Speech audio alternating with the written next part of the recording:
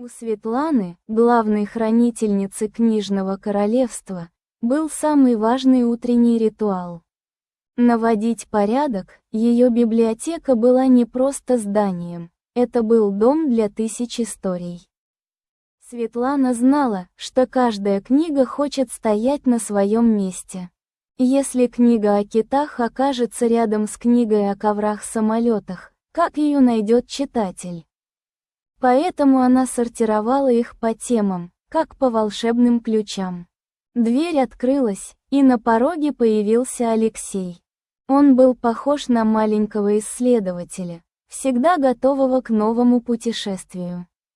«Здравствуйте, Светлана», — улыбнулся он. «Мне нужна самая новая книга о далеких планетах». Светлана перестала раскладывать книги и кивнула.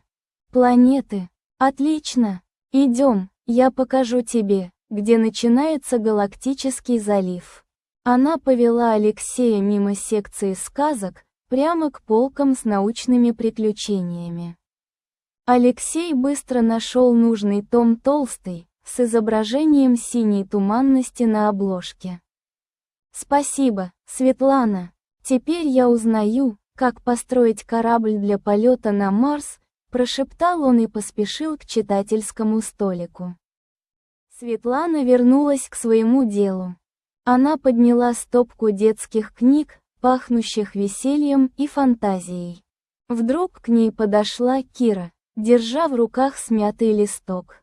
«Светлана, а есть истории про добрых драконов, которые умеют рисовать?» Тихо спросила девочка. «Конечно». Светлана взяла листок и увидела рисунок зеленого дракона с кисточкой. «Это очень хороший дракон. Тебе нужна секция «Фантастические существа». Там много про дружбу и чудеса». Кира побежала искать. Светлана же взяла стремянку, чтобы достать с верхней полки старинный, очень тяжелый словарь.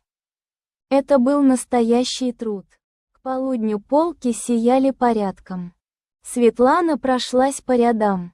Каждый корешок книги смотрел на нее, как старый друг. Она знала, что, когда все на своих местах, легче найти любую книгу. Библиотека Светланы была готова.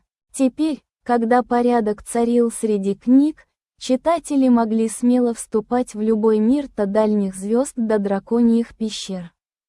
Главное знать, где искать, а для этого есть библиотекарь.